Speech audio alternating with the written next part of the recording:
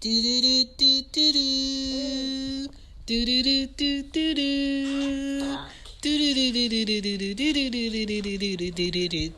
do. What up? This is Shan, and this is Cozy Womb Podcast. This is Ari. Say hi. Hi. Say hi, Anya. Hi. What up? Say what?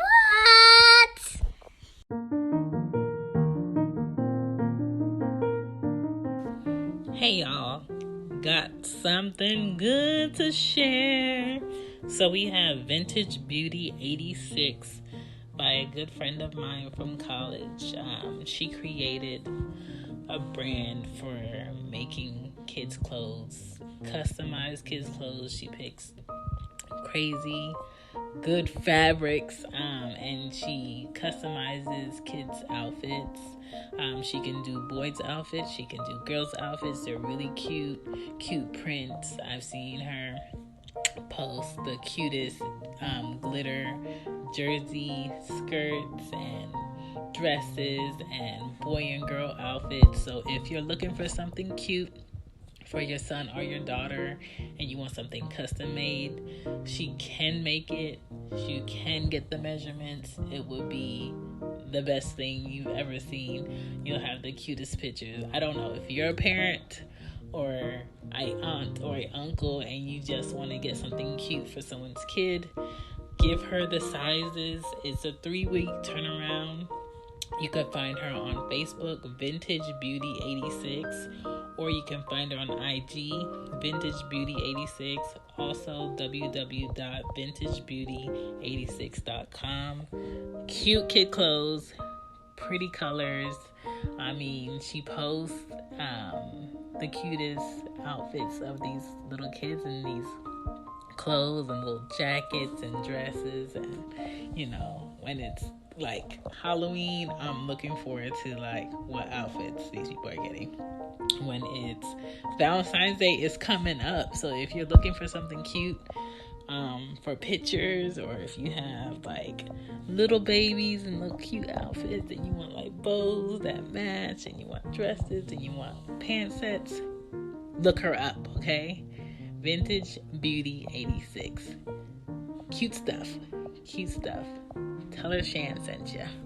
Bye.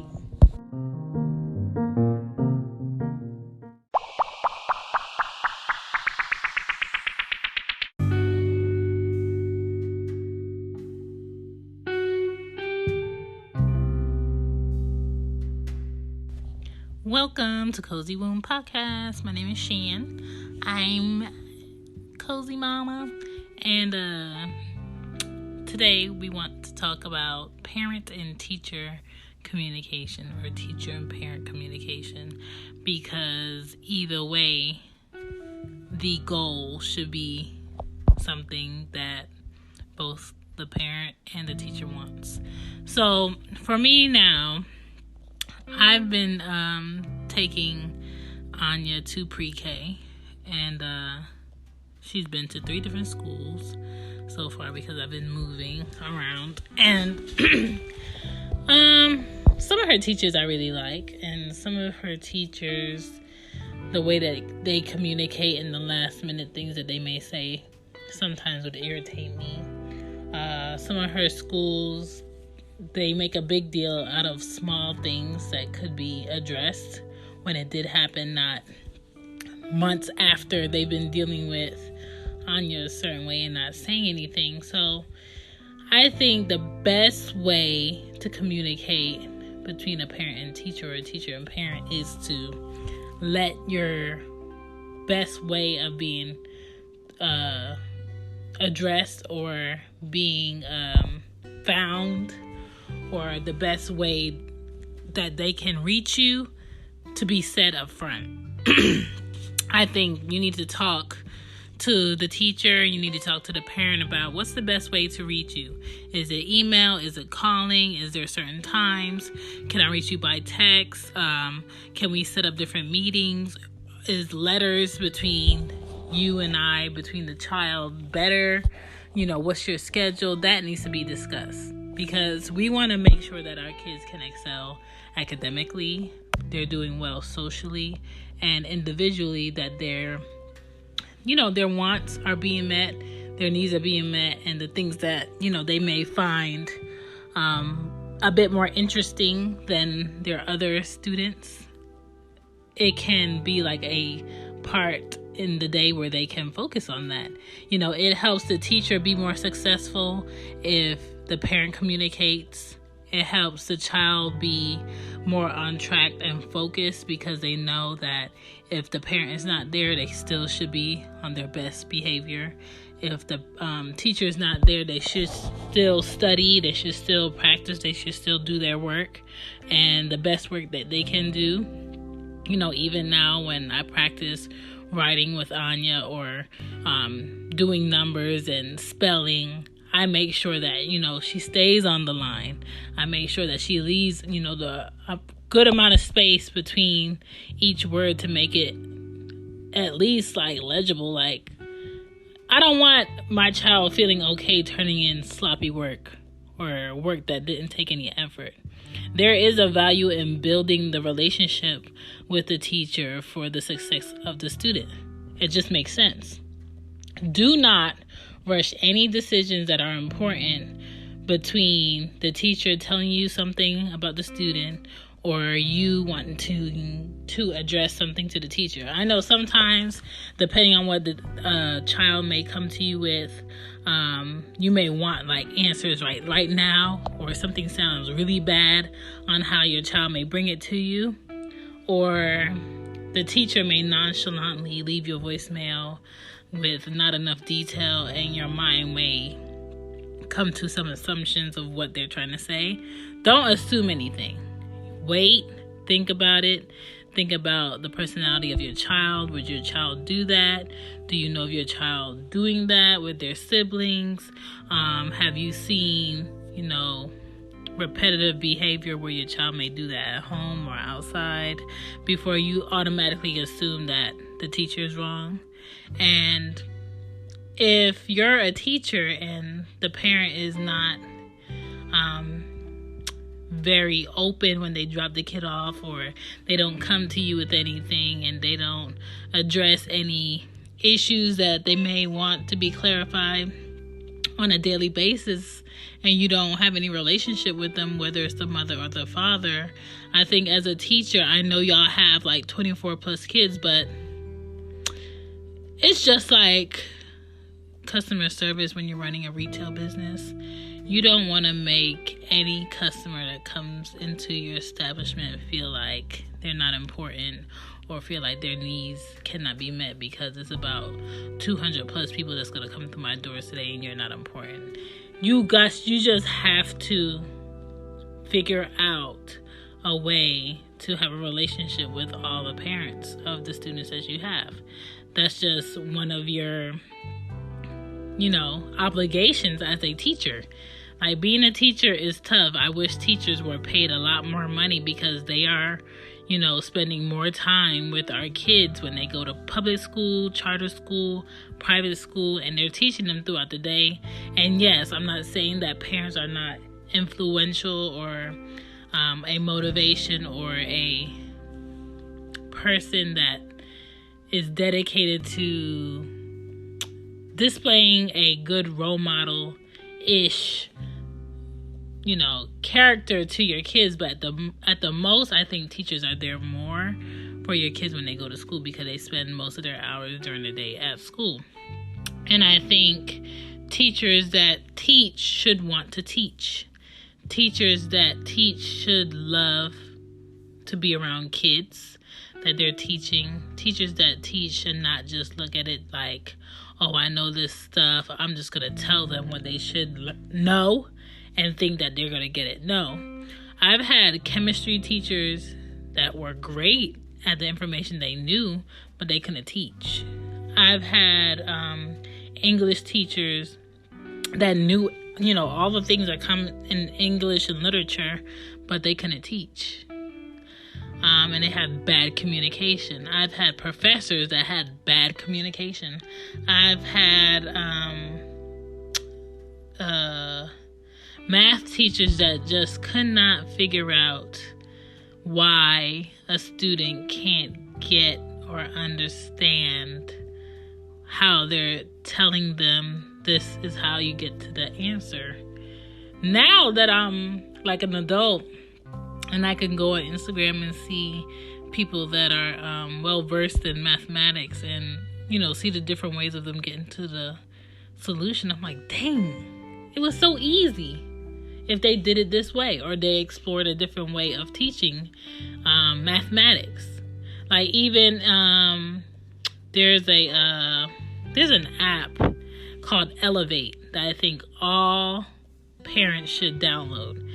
It keeps you on point when it comes to solving problems, mathematics, English, grammar, history, comprehension, and it's just little games to keep you on point. But it has a section in there where it tells you tips on how to solve different problems or execute on finding the right answer a bit quicker. And when I tell you, the things in there blow my mind, because I'm just like, if I would have been taught this way how to do this, I would have caught on a lot sooner, or school may be a lot easier for me. Not every child learns the same way. You know what I'm saying? Not every child can automatically come to an answer just because the next 3 students did. So I would like my child to have teachers that are passionate, that are willing to see that just like I could teach a child, that child could teach me a different way also. So that is something I think all teachers should look forward to doing in their years of teaching, or in their years of discovering how they want to teach. Teachers should let parents know that you can trust them. Being open. I'm not saying we need to know your lifestyle. I'm not saying we need to know your business outside of you teaching, but I would like to know like what type of background that teacher came from, that can make me feel like, okay, they have some understanding that like not all kids are the same, or they have some understanding of kids from the suburbs, kids from the city, kids from a different culture background. Their work ethic may be completely different. Let parents know about immediate changes with the child. Don't tell me 3 months down the line. Don't tell me 4 months down the line. Don't tell me when their progress reports comes that, oh, they've been lacking in this and this and this. No, tell me up front. Because I'm at home noticing the same thing, but because the teacher hasn't said anything, I haven't said anything. So there has to be like an open communication. Even parents that co-parent separately in different households. If you're the father and you notice your child is doing X, Y, and Z, and you don't say anything to the mom, how are you guys going to make sure that the child gets the help that they need? If you're a mom and you don't say X, Y, and Z to the father, and that child goes there, how are you going to make sure that this child is getting the attention at the father's house that child needs? And then if you're co-parenting and the teacher doesn't know that you're co-parenting and they assume that both parents are at home, that's going to be a lack and a slack in communication. So when it comes to like evaluations at school, assessments, meetings, I think both parents should take the time to attend it, to talk to the teacher.